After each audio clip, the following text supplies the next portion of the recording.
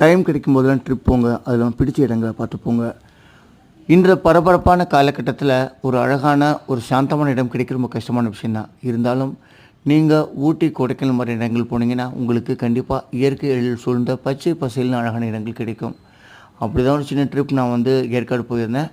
ஏற்காட்டில் ஒரு அழகான கிளாஸ் ஹவுஸ் இங்கே தான் தங்கியிருந்தேன். அது மட்டும் இல்லாமல் சூப்பராக இருந்தது இந்த லொக்கேஷன். 2 நாள் டைம் போனது தெரியல. சந்தோஷமாக என்ஜாய் பண்ணிட்டு நல்லா ஃப்ரெஷ்ஷான காற்றை சுவாசிச்சுட்டு